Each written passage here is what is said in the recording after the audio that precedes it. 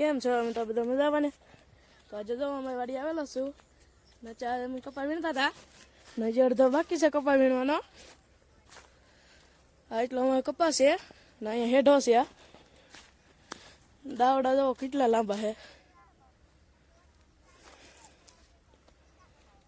ને હવે દી હાથમી જશે ને હવે અમે ઘરે જઈએ છીએ. તો અમે ઓલકા જઈએ છીએ હવે. અહીંયા દી હાથમી જલો છે હવે.